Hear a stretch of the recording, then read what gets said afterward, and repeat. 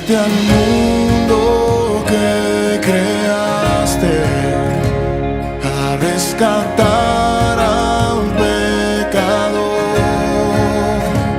Tú siempre has elegido amarme, tu buena parte sí doy yo. Y amén, gloria al Señor. El Señor ya ha hablado al comienzo, para los que no llegaron a tiempo. Salmo 55, ¿sí? Versos 16 y 17. Declaraba: en cuanto a mí, a Dios clamaré y Jehová me salvará. Tarde y mañana y a mediodía oraré y clamaré y Él oirá mi voz. Amén. Gloria al Señor. Este David no tocaba de oído. Este David vivía esa vida dependiente, rendida a los pies del Señor, porque vemos que está hablando de algo específico, que es ¿qué? La oración, ¿sí? Está hablando de la oración. Y ahora yo quiero comenzar con una pregunta. No sabía que mi hermano iba a hablar de eso. Y quiero preguntarte, ¿sí? ¿Quién te enseñó a orar? ¿Alguno recuerda? ¿Quién te enseñó a orar? A mí me enseñó a orar mi papá. Antes que nosotros comenzáramos a congregarnos con un Nuevo Testamento, que le damos gracias a Dios por lo que nos donaron ayer para trabajar en la iglesia con los jóvenes, los adolescentes. Oramos por el grupo de Gedeones y los bendecimos. En ese tiempo mi papá nos había regalado un Nuevo Testamento y ahí nos había marcado un salmo para orar por la mañana y un salmo para orar por la noche, ¿sí? Salmo 23 leíamos por la mañana y orábamos, y el Salmo 119, verso 176 más o menos, todavía lo recuerdo, orábamos por la noche, ¿sí? Y más de uno en este camino tuvo a alguien que le enseñó a orar, porque nadie entró sabiendo. Nadie llegó acá por primera vez y dijo: no, tranquilo, yo ya sé lo que tengo que hacer, no me ayude. No, buscamos ayuda, nos enseñaron a orar, ¿sí? Nos han dicho: mirá, vos orás así, cerrá tus ojos, hablarle a Dios, hablarle al Padre, hablarle. Él es una persona, no como una persona, Él es una persona y está ahí para escucharte, para atender tu ruego, hablarle con sinceridad, abrirle tu corazón, porque Él ya lo conoce todo, ¿sí? No le podés ocultar nada, Dios está esperando que le digamos, ¿sí? Y si Dios conoce todo, ¿por qué está esperando que le digamos? Porque Dios soberanamente ha determinado la forma en la cual Él lleva adelante su poder, su misericordia y su plan de salvación. Y Él ha elegido uno de los medios en la oración, ¿sí? Dios lo sabe todo, pero decidió que la oración es un medio por el cual lleva adelante su propósito. Vemos un claro ejemplo en la vida de Juan el Bautista. Juan el Bautista había sido profetizado ya en el Antiguo Testamento, ¿sí? Que se iba a levantar un Elías, alguien que tenía el espíritu de Elías. Pero sin embargo, cuando vamos al Nuevo Testamento, vemos que la madre de Juan el Bautista oraba y le decía al Señor: Señor, te pido que nos des un hijo, ¿sí? Entonces vemos cómo puede ser ¿qué fue lo que pasó acá? ¿Dios respondió la oración de los padres de Juan el Bautista o Dios cumplió su promesa que había prometido? ¿Sí? Ambas cosas, porque las dos cosas van de la mano. Dios había hecho una promesa, pero la iba a llevar adelante por un medio. Y ese medio es la oración, ¿sí? Y cuando hablamos de oración y cuando pensamos quién nos enseñó a orar, vemos que muchos han intervenido en nuestro crecimiento desde el primer día que llegamos. Nos han introducido en este camino, nos enseñan a caminar porque es un nuevo nacimiento. Comenzamos como un niño, como un bebé, a dar nuestros primeros pasos con tropiezos, con equivocaciones, hasta que afirmamos nuestros pies, ¿sí? ¿Y cuándo afirmamos nuestros pies? Cuando comenzamos a conocer a Dios por medio de su palabra. Y por medio de su palabra, Dios nos enseña todas las cosas. Y una de esas cosas que nos enseña es orar. Porque orar no se trata de nosotros. La oración no se trata de nosotros, se trata de Dios.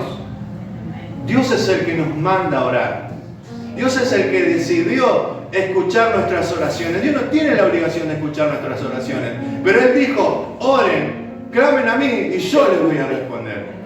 Él dijo: pidan y les daré. Busquen y hallarán. Llamen y se la abrirá. No es que el hombre le dijo, Señor, cuando yo te pida, tú me vas a contestar. Cuando yo te llame, tú me vas a atender. Cuando yo quiera abrir, cuando yo necesite abrir, tú vas a abrir la puerta. Es Dios. Vemos que es una relación que viene de arriba. Dios ha elegido y ha establecido este medio para que nosotros podamos comunicarnos, relacionarnos, vivir en comunión con Él. Porque Dios nos habla por medio de su palabra, pero por medio de la oración nosotros hablamos con Él. Nosotros entregamos nuestra vida a Él. Vivimos una vida en dependencia cuando oramos. Hermanos, aquel que no ora es porque ha decidido vivir independiente de Dios. Aquel que no ora le está diciendo a Dios, yo no necesito tu guía. Yo no necesito que vos me digas lo que tenga que hacer. Yo no necesito que vos dirijas mis pasos. Yo no necesito, no me falta nada, cualquier cosa te aviso. Eso es lo que le estamos diciendo a Dios cuando no oramos. Porque cuando oramos nos estamos rindiendo, porque la oración es eso, es una humillación donde reconocemos nuestra insuficiencia, nuestra incapacidad y nuestra dependencia de Él. ¿Sí? Cuanto más oramos, estamos reconociendo que somos más dependientes de Él. ¿Sí? ¿Por qué? Porque estamos todo el día pidiéndole, encomendándole nuestra vida, rindiendo lo que somos a Él. ¿Estamos de acuerdo en esto? ¿Sí? Es así, es eso lo que hace la oración. Entonces, cuando vamos a la Escritura, vemos que si hay alguien que nos puede enseñar a orar, no hay otro como el maestro de los maestros. No hay otro como Cristo, como aquel que es la verdad, que nos hace libres. No hay otro como el Señor, quien está por encima de todas las cosas. No hay otro como aquel, como el Verbo de Dios, aquel que está con Dios, aquel que está en el seno de la Trinidad. No hay otro que nos pueda enseñar todas las cosas como Él. Y Él ha determinado, ¿sí?, y ha dejado prescrito en su palabra la regla para orar correctamente. ¿Sí? Y vamos a verlo, ¿sí? Esto lo encontramos en el libro de Mateo, pero vamos a leer lo que dice el libro de Marcos.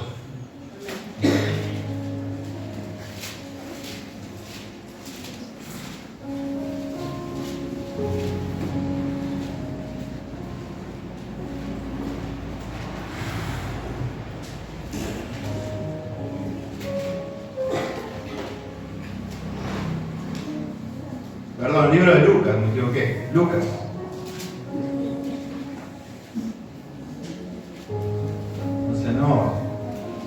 Lucas, capítulo 11.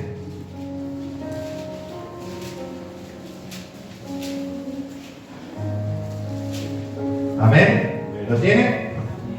Lucas, capítulo 11, verso 1. Leemos en el nombre del Padre, del Hijo y del Espíritu Santo de Dios. Aconteció que estaba Jesús orando en un lugar, y cuando terminó, uno de sus discípulos le dijo: Señor, enséñanos a orar, como también Juan enseñó a sus discípulos. Y les dijo Jesús: cuando oréis, decid: Padre nuestro que estás en los cielos, santificado sea tu nombre, venga tu reino, hágase tu voluntad, como en el cielo, así también en la tierra. Amén. Vamos a detenernos ahí nomás y vamos a ver esto solamente porque no es muy extenso lo demás. Pero esto es muy importante, ¿por qué? Porque cuando hablamos de que es una regla, ¿sí?, habla de que es una medida. Y no lo está diciendo el Señor, ustedes tienen que orar así explícitamente. Aunque podemos orar así, aunque podemos orar el Padre Nuestro. ¿Sí? Todos, la mayoría, yo creo que sabe el Padre Nuestro. ¿O no es así? ¿Saben el Padre Nuestro? ¿Sí? La mayoría venimos del catolicismo, donde se nos enseña a orar el Padre Nuestro. El problema es cuando caemos en la vana repetición, cuando ya lo hacemos de memoria sin entendimiento, menospreciando lo que allí se enseña. Y es eso lo que sucede en otras religiones. Se dicen las cosas de memoria como una vana repetición que el Señor reprueba. ¿Sí? En Mateo 6 vemos que Dios dice, ustedes no usen vanas repeticiones. Por eso, si nosotros oramos el Padre Nuestro, lo podemos hacer conscientes de lo que dice. No por repetición ni porque sea un amuleto mágico. ¿Sí? Conscientes de lo que Dios está declarando. Pero también es una regla porque nos está enseñando algo el Señor allí.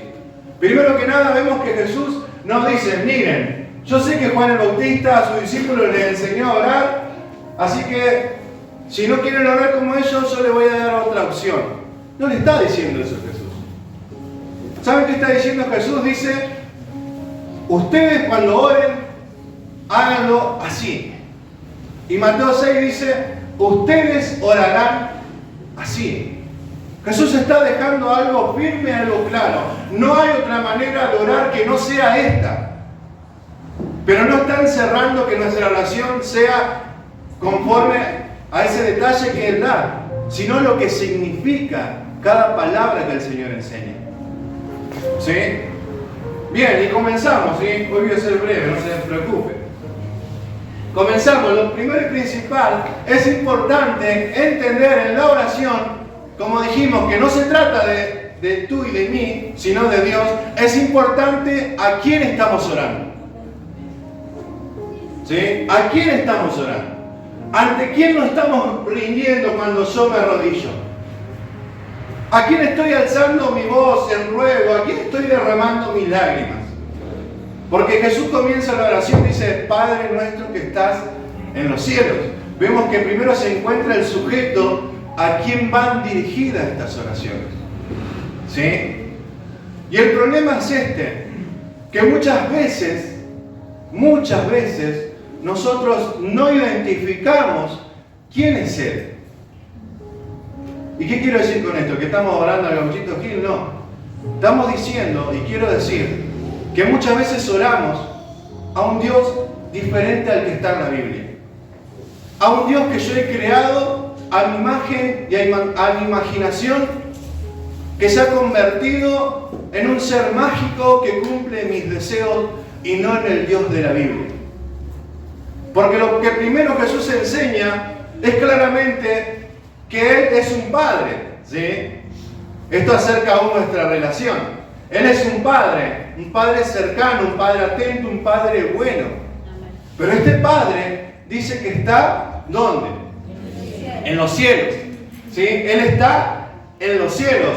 Y no habla solamente de su lugar de poder, de su trono, sino que habla también de su posición soberana por encima de todas las cosas. Dios está en los cielos, Él está por encima de todo lo creado, de todo lo que existe, de todo poder, de todo imperio, de todo reino. Él está por encima de todo. Él está allí reinando, glorificando, exaltando su nombre sobre todo lo que Él ha creado. Aún su creación le rinde alabanza, adoración, porque Él está por encima, porque no hay otro encima de Él. ¿Sí? Él está allí, lejano pareciera, pero el Padre nuestro, que comienza al principio, nos dice que está cercano. Es un Padre cercano, es Padre nuestro, pero que parece tan inaccesible, porque habita allí en la santidad, en la eternidad, en la infinidad de su santidad.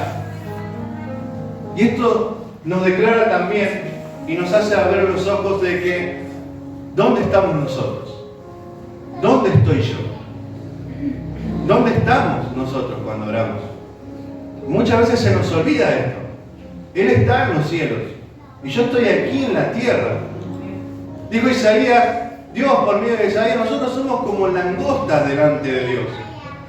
Insignificantes, somos polvo de la tierra, pero sin embargo creemos, o esto es lo que hacemos muchas veces, aquellos que oran mal, nosotros no, pero vamos a tratar de no caer en ese error. Estamos desde aquí, desde la tierra, señalándole y apuntándole a este Dios inaccesible, eterno, soberano, que está por encima de todas las cosas, dándole órdenes, diciéndole, Señor, tú tienes que hacer así. Señor, tú tienes que abrir esta puerta que necesito. Y eso se hace. Usted dice, no, ¿quién va a hacer eso? ¿Sabe que se hace eso? Cuando yo me pongo en la posición de Dios, vieron que hoy está la moda esta antibíblica, heregética, que enseña a arrebatar, a decretar, a declarar, como si en nosotros hubiera un poder, cuando todo el poder está en Dios. Cuando el Señor en ningún momento dice que yo tengo que arrebatar nada, ni en ningún momento dice que yo tengo que declarar nada. Él me dice pedid, Él dice llamen, Él dice clamen. En ningún momento vemos que el hombre se encuentra en una posición de que va a forzarle el brazo a Dios para que haga algo. Él está en los cielos, ¿sí? Y Él hace lo que Él quiere, Él es soberano. ¿Quién puede obligar a Dios a hacer algo? Nadie. Hasta Satanás, que es más poderoso de todos los seres que Dios ha creado, le pide permiso. ¿Qué queda para insignificantes seres como nosotros, que creemos que tenemos la potestad y la autoridad para hacer que Dios haga lo que yo quiero que haga? Y no acepto un no, dijo uno por ahí, no aceptamos un no como respuesta. ¿Quiénes somos nosotros? O mejor dicho, lo peor, ¿quién es este Dios al que lo oramos? Porque cuando tomamos esta posición, hermano, estamos rebajando a Dios, a este Dios que está en los cielos, lo estamos poniendo a nuestra altura. Es como que Dios, yo lo bajo a Dios desde su trono y lo pongo acá. Bueno, escuchá, ahora necesito que hagas así, así, así. No, ese no es Dios. O por lo menos el Dios que yo conozco por medio de la Biblia no es. No es Dios. Es por eso que Jesús claramente comienza y enfoca la oración en quién corresponde, en el sujeto, en aquel que tiene todo el poder para hacer todo lo imposible. ¿Sí? Porque yo solamente lo único que puedo hacer es rogarle. Todo lo demás lo hace Dios. ¿O no es así? Cuando yo me humillo, reconozco, Señor, yo lo único que puedo hacer es expresarte mi dolor, mi necesidad. Todo lo demás lo podés hacer vos. Y te ruego que lo hagas. Amén. ¿Vieron que hoy están de moda las oraciones poderosas? ¡Oh, qué poderosa esa oración! Todavía estoy temblando la oración que me hizo el pastor. No hay oraciones poderosas. Hay oraciones humildes, sinceras, que Dios responde con su todo poder. Él es el que tiene el poder, no nosotros. Él es el que está en el trono y en los cielos, no nosotros. Él es soberano que decide y hace lo que quiere, no nosotros. Él es autosuficiente en sí mismo, no nosotros. Él no necesita de mis oraciones, pero yo sí le necesito. Y Él me ha permitido que yo le pueda rogar, le pueda orar, le pueda pedir y tener seguridad de que Él está dispuesto a escucharme. Amén. Y no solamente queda ahí en ese reconocimiento de quién es Dios y quién soy yo. ¿Sí? ¿Quién es Dios y quién soy yo? Para saber quién soy yo, porque nuestra identidad también está escondida en Dios. Para saber quién soy yo, tengo que primero conocer quién es Dios, porque es Dios quien le da sentido e identidad a mi vida. ¿Sí? Usted recuerda, cuando estábamos perdidos en delitos y pecados, muertos, no sabíamos nada. Creíamos que éramos lo mejor, no nos importaba nada, éramos intocables muchos de nosotros. Pero cuando conocimos a Dios nos dimos cuenta quién éramos nosotros. Unos miserables que merecían el infierno, eternamente condenados, conscientes, íbamos derecho, con los ojos bien abiertos al infierno, por nuestra vida que llevábamos. Pero cuando llegamos a Dios, no lo entendíamos. Cuando llegamos a Dios nos dimos cuenta. Y a medida que le conocemos más y más nos damos cuenta quiénes somos. ¿Y cuánto necesitamos a este Dios? Porque es así como descubrimos nuestro propósito. Conociendo a Dios, no conociéndome a mí. Vieron que hoy te tenés que autodescubrir, tenés que descubrir lo que hay en vos, el potencial. No, así nunca voy a conocer mi propósito, porque mi propósito descansa en Dios. Y Dios es el que conoce todas las cosas. Y cuanto más yo le conozco, más seguro estoy de los pasos que estoy dando en esta tierra. Amén. Y no solamente queda en reconocer quién es Él y quién soy yo, sino también en ese reconocimiento exaltar su nombre. Muchas veces nuestras oraciones son de, póngale, aquel que ora más o menos, medianamente, bueno, voy a orar 30 minutos, vamos a poner. ¿Sí? No vamos a contar la oración del almuerzo y de la cena y las veces que coma. Pero esos 30 minutos creo que estamos en el medio minuto adorándole a Dios. Porque nuestras oraciones están todo el día pendientes a nuestra necesidad y hay cosas que nos olvidamos de pedir de tantas cosas que necesitamos. Y no está mal que presentemos todo lo que necesitamos. Lo que está mal es que no glorifiquemos su nombre, que no exaltemos su nombre, que no le demos gloria por medio de la oración. No se trata solamente de cantar todos acá aplaudiendo juntos las canciones que sabemos de memoria, sino de rendirnos, humillarnos, reconocer, Señor, tú eres Dios, tú eres mi Señor, tú eres mi Salvador. Dijo Jesús, santificado sea tu nombre. Mi deseo es que tú seas santificado, glorificado, reconocido. Y en ese deseo ardiente, que no muere en la oración, sino que continúa en mi vida, busco intensamente que Él sea honrado, que Él sea glorificado, que su nombre sea puesto en alto. Amén, porque Él ha puesto su nombre en nosotros. Su nombre ha sido puesto en cada uno de nosotros. Es por eso que cuando nosotros hacemos las cosas mal, no solamente quedamos mal nosotros, ni el testimonio de la iglesia, sino también Dios. Porque lo primero que dice, mirá, ese va a la iglesia, mirá, ¿qué clase de Dios cree? Porque Dios ha puesto su nombre en nosotros. ¿Sí? Nosotros damos testimonio de ese nombre. Pero cuando oramos, santificado sea tu nombre, buscamos que su nombre sea reconocido, reverenciado, temido y conocido en todo lugar. Porque ese es un motivo también de oración. Señor, yo deseo que tu nombre sea glorificado. Yo no deseo que tu nombre siga siendo vituperado. Yo no deseo que tu nombre siga siendo menospreciado, tomado de menos. Yo deseo que tú seas exaltado como tú mereces. Y te exalto yo a ti, Señor. Porque si soy lo que soy es por ti, es por tu gracia, tu misericordia, por tu favor que nunca me abandona. Porque nada podría ser si tú no estás en medio de mi vida. Tú eres el único digno, merecedor de alabanza, de honor, de gloria, de exaltación. Cuando nosotros vamos, hermanos, a lo que sucede en el cielo no hay otro que se lleve la gloria sino Dios. No hay otro que no sea alabado sino Dios. Aún dice que los 24 ancianos que fueron recompensados con su corona, como un día seremos recompensados nosotros, ¿sabe qué hicieron con sus coronas? Las rindieron, dijeron, esta corona no es para mí, es para aquel que es digno. Y la rinden delante del Cordero de Dios. Porque Él es el único digno, merecedor de alabanza, de adoración, de honra, de gloria. Y esto no son solo palabras, esto debe ser un testimonio de vida. Nuestra vida tiene que evidenciar que nuestra alma anhela que Dios sea glorificado, que Dios sea exaltado. En mi vida, en mi familia, en mi hogar, en todo lo que Dios ha puesto en mi mano. Que Dios sea exaltado. Señor, yo deseo que tú seas santificado. Porque muchas veces Dios es menospreciado por culpa de nosotros.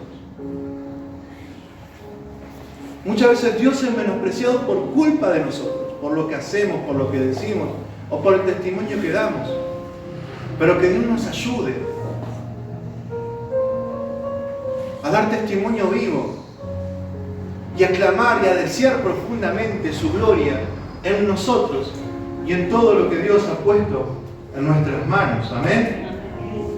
Dice, venga tu reino, ¿sí? Deseamos su gloria, deseamos su poder, deseamos que Él reine, que Él gobierne. Venga tu reino, clamamos. Ese debe ser nuestro ruego, ese debe ser nuestro clamor.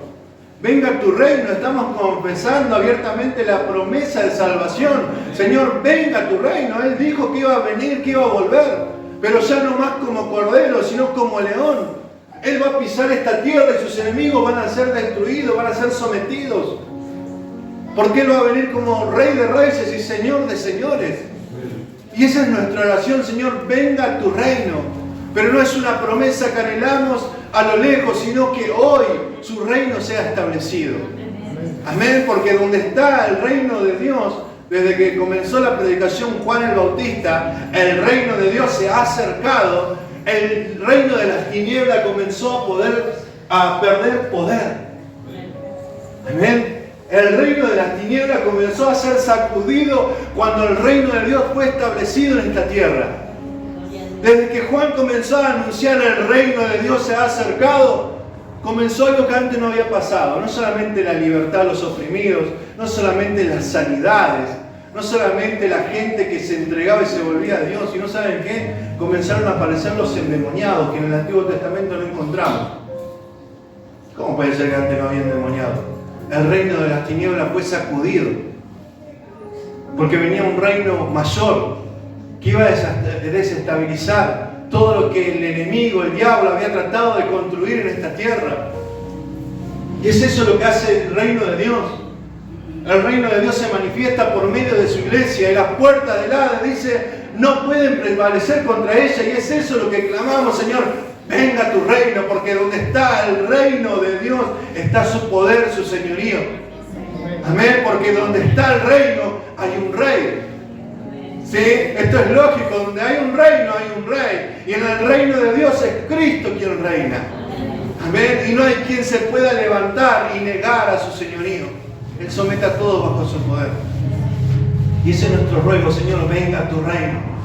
Venga a tu reino primeramente a mi vida, porque si Dios no es mi rey, si Cristo no es mi rey, el que me dirige, el que me encamina, el que pone sobre mí las demandas, las responsabilidades, menos puedo clamar por los demás. Él tiene que ser nuestro rey, porque Él es rey. ¿Sí? Él es rey, Él es rey de reyes y señor de señores. Y Él es el rey de su pueblo, el rey libertador de su pueblo. Y clamamos para que su reino sea establecido en nuestra vida, en nuestra familia, en nuestro hogar, en nuestro trabajo, donde nos movemos, donde estamos, en su iglesia, en este lugar, en este templo, que su reino sea establecido. ¿Para qué? Para que solamente Él reine. Y no solamente nos quedamos ahí, sino quiero ir a esto y resaltar esto, que dice, y hágase tu voluntad como en el cielo, así también en la tierra. ¿Sí? Por medio de la oración, hermanos, debemos buscar su voluntad. Muchas veces nosotros oramos, miren que nosotros tenemos esta costumbre, decimos, Señor, yo te pido por esto, pero que sea tu voluntad. ¿Sí? No decimos así, Señor, yo te pido, y decimos 10 horas de oración, ¿sí? Y al final, pero que sea tu voluntad. Y no está mal, oramos por su voluntad. El tema es, y el problema es, cuando no aceptamos su voluntad. Porque yo le estoy diciendo al Señor, sea tu voluntad, pero cuando Él hace su voluntad, no, Señor, yo no quería esto. Cuando nosotros buscamos por medio de la oración su voluntad y clamamos para que sea su voluntad, podemos estar seguros de lo que está sucediendo en mi vida es su voluntad. Amén. ¿Sí? Porque si hay algo claro, hermanos, es que la voluntad de Dios y mi voluntad no son iguales. Hay veces que coinciden, pero no es igual. No es igual. Entonces cuando yo clamo, Señor, que se haga su voluntad, si yo sinceramente me rindo y digo, Señor, que sea tu voluntad sobre mi vida, sobre esta situación, cuando yo salgo de la oración y veo la realidad que está pasando, yo debo estar confiado de que así es la voluntad de Dios, de que así Dios lo quiso, de que así Dios lo permitió, de que así es Dios cómo va a llevar adelante su plan. Es su voluntad la que va a prevalecer. Como dijimos hoy, recordemos al principio, Él está en los cielos, Él está en su trono. Nadie puede doblegar su mano, nadie puede inclinarlo a hacer nada, nadie puede forzar a Dios a hacer algo. Él va a hacer lo que Él quiere hacer. ¿Sí? Entonces no nos queda otra que a nosotros rendirnos a su voluntad. ¿Usted recuerda la oración de Jesús en Getsemaní?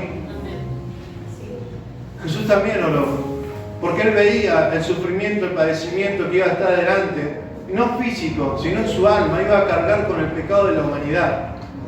Y Él era santo, y era horrible lo que Él iba a pasar, porque alguien santo iba a cargar sobre sí el pecado, la corrupción de toda la humanidad.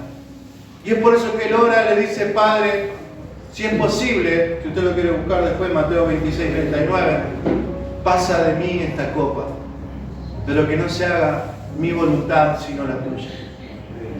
Vemos que quien nos está enseñando a orar conforme a su voluntad, Él también se sometió a la voluntad del Padre. Y Él también aceptó la voluntad del Padre, por la cual pidió, si fuese posible, que pasara de largo. Pero no fue posible. Fue necesario. Y muchas veces, Dios en nuestras oraciones, nosotros reconocemos que Dios tiene el poder para hacer todo lo que Él quiere. Esto hablábamos con mis chicos el otro día. Dios tiene el poder para hacer todo lo que quiera, porque Él es todopoderoso. Pero Él va a hacer solamente lo que es necesario.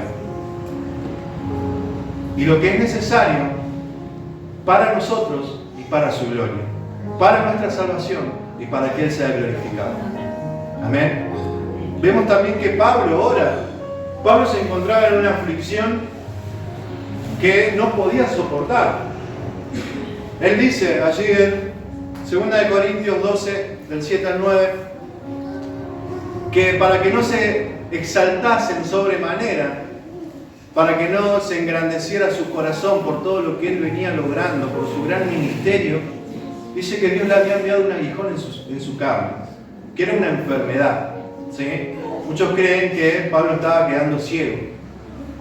Y Pablo ora sinceramente. Dice que 3 veces había orado al Señor. Y no es como una oración que hacemos nosotros a la ligera. Fervientemente había orado 3 veces por su aflicción, para que Dios lo librara. Porque él quería, yo me imagino en su oración sincera: Señor, si yo pudiera ver, escribiría más cartas, pudiera hacer más cosas para él. Pero dice que Dios le respondió a esa oración. ¿Qué le dijo? Bástate en mi gracia. ¿Y qué dijo Pablo? No, Señor, ¿cómo puede ser esto?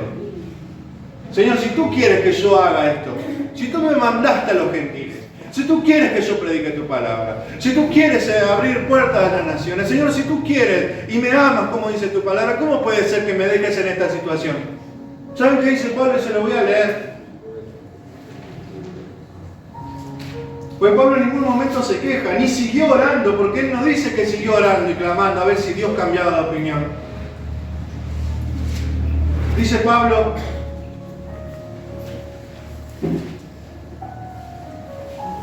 y me ha dicho, verso 9, bástate mi gracia, porque mi poder se perfecciona en la debilidad. Y ahora responde Pablo: por tanto, de buena gana me gloriaré más bien en mis debilidades, para que repose sobre mí el poder de Cristo. ¿Qué estaba diciendo Pablo? Señor, yo estoy dispuesto a tu voluntad. Tú sabes lo que estás haciendo, Señor. Tú sabes lo que haces. Yo no lo entiendo, yo no lo quisiera hacer de otra forma, pero voy a descansar en ti, en tu poder, en tu soberanía, en que tú estás al control. Y cuando nosotros descansamos, y esto es lo más importante, porque muchas veces transitamos esta vida con una cara larga, sufriendo, padeciendo, parecemos los peores de todo, parecemos que nos pasa todo a nosotros, vivimos amargados por los problemas. Pero Pablo dice: yo de buena gana me voy a gloriar. ¿Cómo se puede gloriar de buena gana con lo que estaba padeciendo? Con el problema, la aflicción, con ese aguijón en la carne. Porque él descansaba en la voluntad de Dios. Porque él sabía que lo que Dios hace siempre es bueno. Porque su voluntad, como declara Romanos 12:2, para nosotros es buena, agradable y perfecta. Dios siempre nos hace bien. Dios nunca nos hace mal.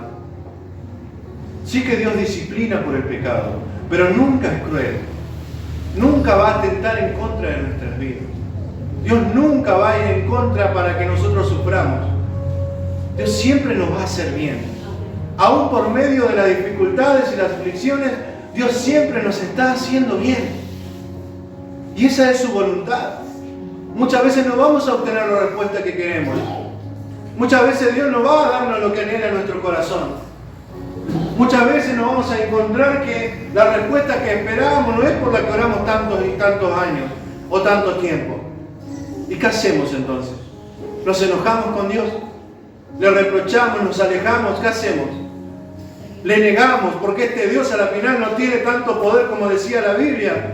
¿Qué hacemos? ¿Renegamos y nos resistimos a Dios? ¿O aceptamos su voluntad confiadamente? Porque Él siempre nos hace bien. Porque Él siempre nos lleva por un buen camino. Porque nosotros no conocemos. El otro día mencionaba el pastor el caso de José. José no entendía y muchas veces habrá llorado, estando preso, siendo vendido por su hermano, en el pozo donde lo tiraron. Pero cuando comprendió la voluntad de Dios, no se arrepintió de nada. Él dijo, lo que ven hoy lo permitió Dios. Dios lo ha hecho. Dios ha acomodado y ha obrado todas las cosas para este bien. Todo el mal que ustedes hicieron, Dios lo transformó en bien. Para ver lo que ven hoy. Dios ha dado vida a muchos pueblos. Porque muchas veces nosotros vemos hasta acá nomás, hasta el mañana, y ya estamos afligidos. No sabemos, Señor, qué va a pasar conmigo mañana, y lloramos. Pero Dios es eterno. Dios ya sabe cuál es nuestro destino. Y no solamente que lo sabe, está en sus manos todo lo que va a suceder. No hay lugar más seguro que su presencia, que su voluntad. Dijo Job así en 2:12, yo creo que Job es una de las personas que está autorizada para enojarse por lo que le pasaba. Pero dice Job, ¿acaso no recibiremos de Dios lo bueno y también lo malo? Porque muchas veces queremos un camino de error, si queremos bendición y queremos la promesa, y la repetimos como si fuera que va a suceder algo porque, no sé, son mágicas. Y no es así. Muchas veces pasan cosas malas. Muchas veces sufrimos. Muchas veces pasamos necesidades, enfermedades, todos nos enfermamos. A mí me mordió un gato el domingo. Estuve toda la semana con el dedo así. Los primeros días digo, Señor, si dudaba ahí, leía, a ver qué me va a pasar, me voy a convertir en gato. Me va a agarrar una infección, me van a cortar el dedo, ¿qué me va a pasar? Sí, porque uno mira, digo, Señor, ya está, no importa. Bendice ese gato. Te lo voy a mandar. ¿Sí? Nos pasan cosas todo el tiempo, hermano, que no esperamos, que no están en nuestros planes. Porque muchas veces suceden cosas que no están planeadas por nosotros. Nosotros podemos planear nuestra vida, ordenarnos, está bueno eso, organizarnos, porque Dios es un Dios de orden y esa moral está en nosotros, buscamos ese orden. Pero muchas veces surge el imprevisto de Dios en nuestras vidas. ¿Y qué hacemos en esas ocasiones? Cuando parece que nos sacuden el piso, cuando parece que nuestra estabilidad ya no es la misma y tratamos de tantear de dónde agarrarnos. ¿Qué hacemos? Lloramos, nos lamentamos, renegamos de Dios, criticamos, buscamos saber quién tiene la culpa, o volvemos a humillarnos delante de Él. Decimos, Señor, esta es tu voluntad. ¿Sí?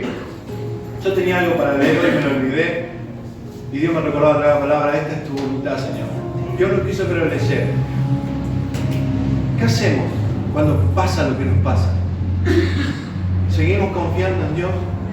¿Seguimos confiando en su voluntad? ¿Seguimos descansando en Él? ¿Seguimos rindiéndonos aún? ¿Seguimos creyendo que nos encontramos en el lugar correcto? ¿Saben que cuando nosotros confiamos en su voluntad, cuando descansamos en su palabra, no solamente su palabra nos sustenta lo que estamos pasando, sino que le da sentido también a nuestras vidas? Y uno tiene esperanza, ¿sí?, de que Dios le va a hacer bien en algún momento, de que no va a morir en la situación, de que no va a morir en la dificultad, de que no va a padecer para siempre, ¿sí? No vamos a sufrir para siempre, no crea que va a sufrir para siempre. Hay gozo, hay alegría, hay paz también en esta vida, en este camino. Pero también hay tristeza y angustia, todo tiene su tiempo, dijo Salomón. Tiempo para reír, tiempo para llorar, todo está dentro de la voluntad de Dios. Y nada va a escapar, no podemos escapar de su voluntad.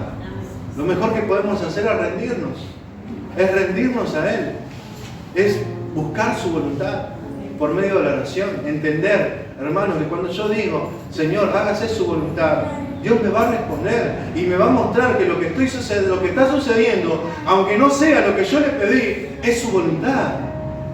Y eso nos da seguridad a nosotros, nos da consuelo. Señor, mirá, la estoy pasando mal, pero es tu voluntad, yo voy a descansar porque tú me vas a fortalecer, porque tú me vas a sostener, porque no me vas a abandonar, porque Dios no abandona a nadie.